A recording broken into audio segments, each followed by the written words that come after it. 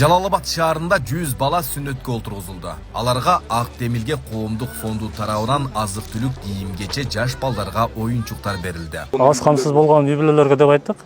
Ошондой болду. Ак Демилге коомдук фонду тарабынан акча бөлүнгөн. Ошол акча өз максатында туура пайдаланып, ошол өз максатына туура жеткирилип атат. Продуктылар жөн эле берип койбосом, дагы деле сооптуу иштерди кубурак жасайлы деп, сүннөткө отургузуу иш-чарасы деп биз буга чейин өткөрүп келгенбиз.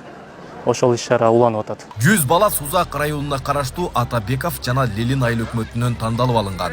Буга улай эле мындай иш-чара Ош облусунда да өткөрүлүп жаткан айтылды. Бул Демилге аз камсыз болгон үй бүлөлөргө колдоо көрсөтүү максатында уюштурулган. ИХХ Голландия деп аталат. Ошол фонд менен биргеликте өнөктөштүктө ушул иш-чаралар уюштурулуп жатат. Бул иш-чараларыбызга жалпысынан 200 үй бүлө, аз камсыз болгон үй бүлөлөр тандалып алынды. Алар үчүн балдар үчүн сүннөт программалары жана ошол үй бүлөгө азык-түлүк таратуу программасы биргеликте уюштурулуп жатат. Сүннөткө отургузуу бул ар бир мусулман балдарын сүннөткө отургузуп келебиз. Анан бардык эле үй бүлөлөрдө жана айрыкча көп балалуу үй бүлөлөрдө сүннөткө отургузуу дегенде финансылык жактан каражат кээде туура келе бербейт.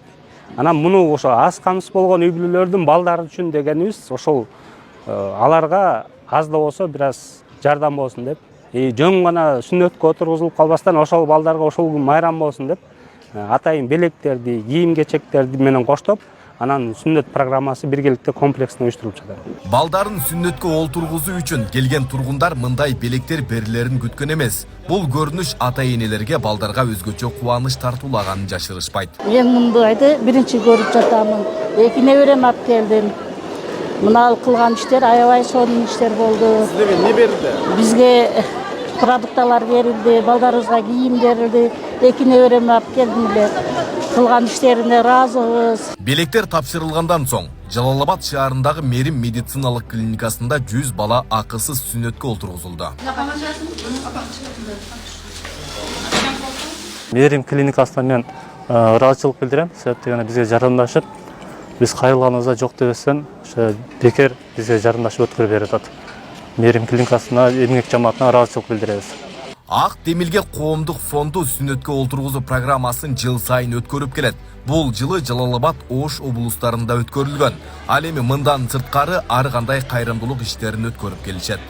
Айбек Исабеков, Аскар Маматисаков, регион.